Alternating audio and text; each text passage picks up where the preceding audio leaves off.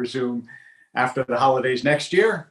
And we'll give you the summer to absorb all the Torah of the preceding year, and also to look around the internet for lots and lots of wonderful sites of Torah to learn from. And it's fitting to conclude today because we conclude also with the book of Vayikra, the third book of the Torah, the book of Leviticus. The last two parashiot, Bahar and Bechukotai, are often conjoined. That is, they're often done together. But as it happens this year, because of the vagaries of the schedule and the Jewish calendar is something that is, let us just say, a bit complex. Because of that, Bahar and Bechukotai are separated, and this week we have only Bechukotai. And Bechukotai actually raises some of the deepest questions of theology.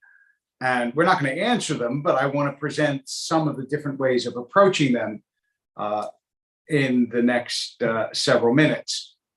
Because what Bechukotai says is something that seems manifestly untrue, although many people still seem to believe it.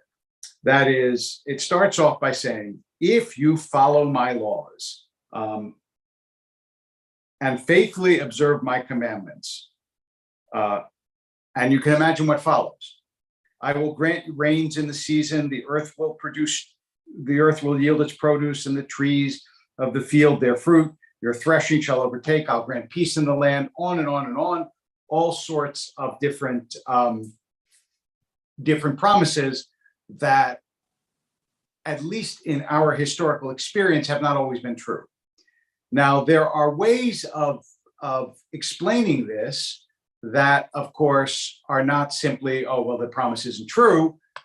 You can say, for example, that we haven't followed God's laws. And this is one of those easily confirming issues, because there's always somebody breaking God's laws somewhere. In fact, there's always everyone breaking God's laws everywhere. And so if you set the bar high enough, it is easy to say, well, obviously God said, if you don't do those rotten things that you are doing, then everything would be fine. But since you're doing those rotten things, not helpful. And this is one of the reasons why there are constant exhortations in the Bible to repent, because things are often going badly. And so there's a certain confirmation bias there. Things are going badly. We know that things go badly because people are evil. Stop being evil, things will go well. Also, there's not a one-on-one correlation between things going well and people doing well. So sometimes when the people are good, things go very well. And that reinforces this idea. Other times, obviously, they don't. And then what happens is we imbibe the reasoning and tend to apply it to our lives. So when something goes badly, people will say, if I fasted on Yom Kippur, or if I kept Shabbat, maybe this wouldn't have happened to me. And I don't want to entirely sever, and I don't think anyone does, the cause from effect, in the sense that how you behave has an effect in the world, and how the Jewish people has behaved has certainly had an effect in the world. And yet it seems so clearly not the one-on-one correspondence that the Torah suggests here. Similarly with the second paragraph of the Shema, where it says, V'haya im shamoa, and if you listen. And one of the explanations that I want to give for this is that this is a moral training passage, by which I mean, when you train kids to be good, what do? You say, if you take that cookie, you will be punished. Maybe cookie isn't a good example. If you hit that kid, there we go. If it's something that is really morally, taking the cookie is not a moral question. But if you hit that kid, you'll be punished. and then the kid doesn't hit the other kid. Why do you do that? You do that not only because you don't want the second kid to be hit, but because you hope that in time, that which begins as a punishment will become an intrinsic value. That is, by the time you're an adult, presumably, you don't refrain from hitting people because you're going to be punished. You refrain from hitting people because you believe it's wrong. And similarly, in the Torah, there is this grappling with reward and punishment, but the larger purpose is not to say God will always punish you when you do bad things and will always reward you when you do good things, because anybody who lives in this world knows that that is often not the case. But rather it is a process of moral education that will enable you when you get older to say, I do these things or I don't do these things because I believe them to be right and or wrong. So let me also just say, for those of you who are watching on YouTube, apparently we're having some problem in putting this on Facebook, but you can watch it on YouTube. Although if you're trying to watch it on Facebook, you wouldn't know that I'm saying to you, you can watch it on YouTube. But nonetheless, that apparently is the case. That's what I'm being told by the tech gurus. Okay. Anyway, see, and we're all behaving well, and yet it's not working. This is being recorded to Zoom. Well, 1 second. I will get you the message from Gary. We're troubleshooting. Yes, I do know that we're being recorded, but you know what? This is called breaking the fourth wall. That is, we're telling you it's actually happening as we're doing this. It's like when all of a sudden, it's like at the end of Burning Shadows when they break through the scene. Anyway, it will be available afterwards, obviously, since it's recorded, including these remarks, which have nothing to do with what we're supposed to be studying. They are just a byway of my unruly thoughts. The other part of Bechukotai, though, that is germane to this issue is that towards the end of Bechukotai, you have the Tochecha. The Tochecha being the rebuke that the Torah gives to the Israelites, and it's in very explicit and painful terms. If you do not listen, these terrible things will happen to you. And the things are, I will lay your cities in ruin, make your sanctuaries desolate, make the land desolate. Your enemies will be, so that your enemies even will be appalled by it. I'll scatter you among the nations. Your land shall become a desolation and your cities a ruin, on and on and on and on. The most horrible prophecies, which, as we know in Jewish history, have sometimes come true. And so you understand the emotive power of God saying, in this way, good things will happen. And if you misbehave, these terrible things will happen. This raises the larger question, which is a truly fascinating one and deeply discussed among the great minds of the religious tradition, about the extent to which and the way in which God does or does not intervene in the running of the world. Some people believe, for example, in hashgacha pratit, that is, that God superintends the individual in this world, and what you do is somehow in partnership, conformity, according to, protected by God's superintendence. Others believe that it works on a more national level. Others believe that any kind of superintendence from God is ultimately hidden, that it's not something that you can see. And the idea of God's hester panim, the hiding of God's face, is something that begins in the Torah and then becomes a theme throughout a certain strand of Jewish religious literature, the idea that God does normally superintend, but there are moments when God withdraws, when God's face is hidden, when God becomes inaccessible to human beings for whatever reason. Then there is also the idea that that God creates the world and effectively gives human beings as much room to maneuver as possible, and so people operate somewhat independently of the sway and influence of God in this world. All of these ideas and many others are possible in ways of understanding how God does or does not function in this world. And it is very hard to decouple the good fortune or bad fortune of individuals or people from God. And one of the ways, of course, that we do this, although this is only a piece of it, is through free will. That is, yes, God superintends, but human beings also have choice.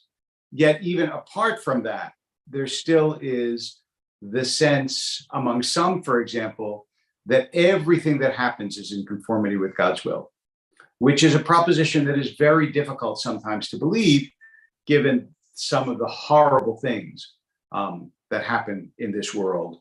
Everything from the unspeakable school shooting to the war in Ukraine, to the Shoah, to the pandemic, I mean, on and on and on.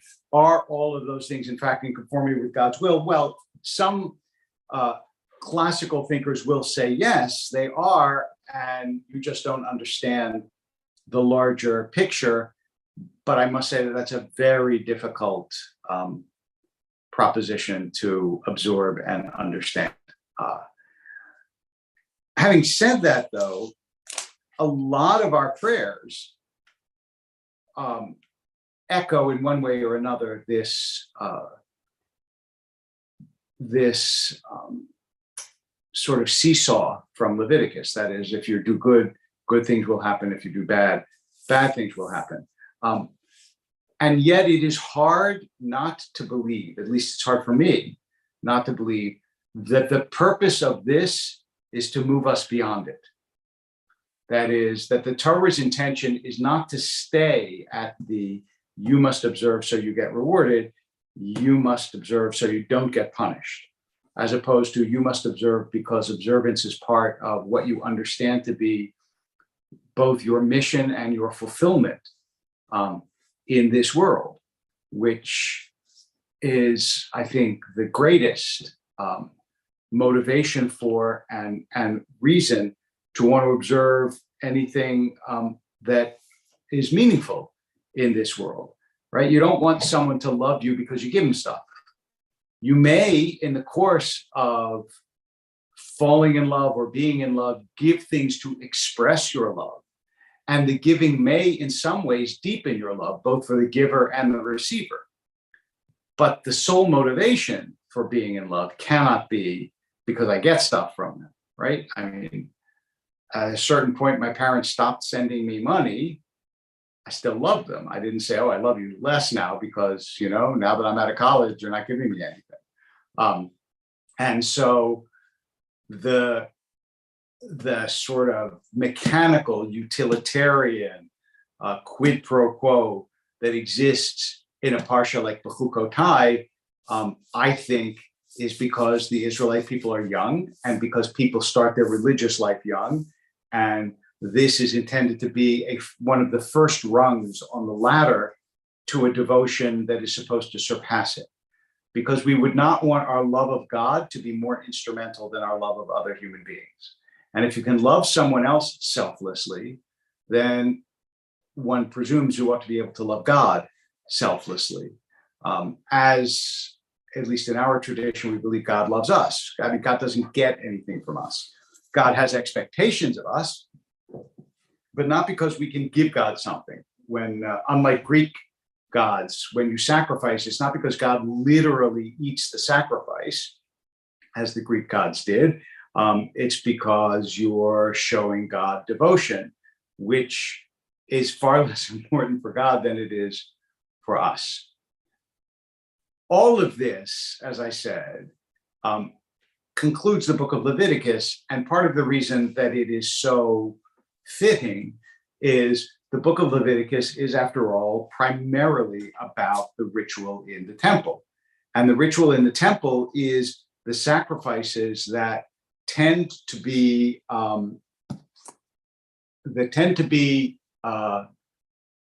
the ways in which the gods in classical mythology are propitiated. That is, they're made to be happy. And we get very detailed instructions about how to do that in the book of Leviticus. But again, the instructions are not because without this, God can't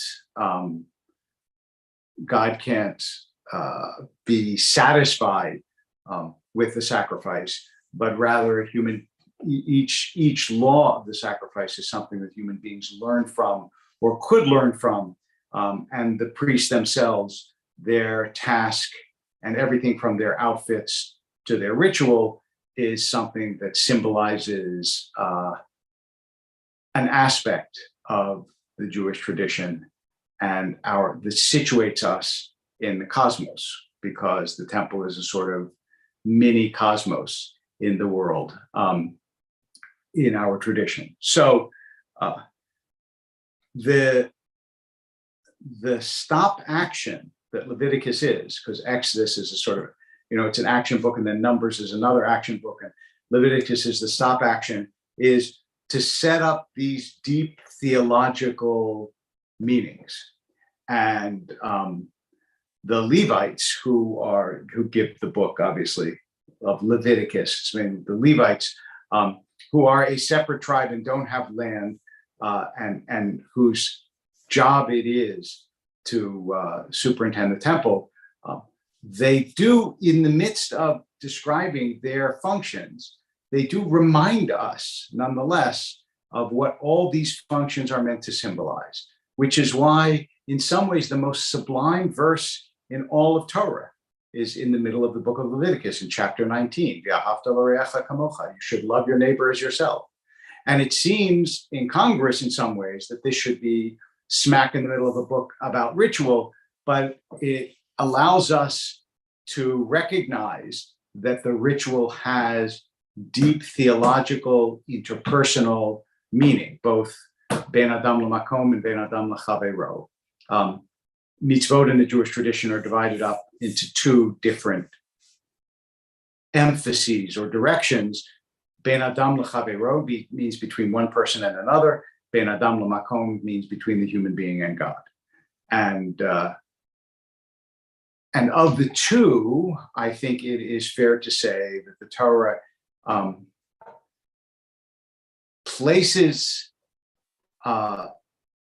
different kinds of emphasis on each, but that ultimately someone who is kind ben adam lachavero is considered to have honored his maker or her maker. Someone who is kind ben adam lamakom is not necessarily considered to have honored God, because, or rather to have honored other human beings, because you can be ritually punctilious and still be a jerk. And that obviously makes your ritual behavior suspect in the deepest way, because the Torah sees all human beings not as solely individual bounded selves, but as a network, right? We're all created in the image of God, which means that in some way we are all tied together. Nobody is an entirely autonomous, separate being. This is Buber's I thou, but it's not only I thou, it's also I us, I them, I everyone. We are all knit together in this vast web of creation, and therefore how we treat the other aspects of creation is going to be integral to how we are understood to be either good or not good servants of God. And the book of Leviticus reminds us of this by focusing so powerfully on ben adam lamakom, on human beings and God, and periodically allowing room for the shafts of light to illuminate the human element of this, like Ben Adam L'Chavero, between one person and another, by verses like "You shall love your neighbor as yourself," which forcefully reminds us that this is not a detached ideal that we're talking about when we talk about ritualistic behavior, but in fact is profoundly tied up with humans, human beings, human relations, and the social order. We are now, let me just close by making a couple of remarks. We are now in the 41st day of the Omer, of the counting of the Omer, and we're moving towards Shavuot. The holiday of Shavuot is, of course, the holiday of the giving of the Torah, because there are 50 days between leaving Egypt and coming to Sinai. It's also the barley harvest. And even though Shavuot does not have the same kind of particular observances that other holidays have, like there's no Passover Seder for Shavuot, there's no Sukkah for Shavuot,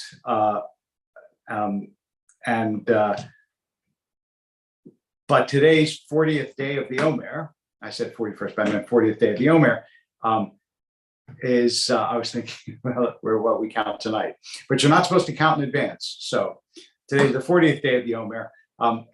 The counting also reminds us that a good life is lived by counting every day. Again, a ritualistic practice that has a deep human meaning, that each day counts. And having passed Lag BaOmer, the sense of heaviness of the Omer has now begun to lift, and we look forward to standing together at Sinai.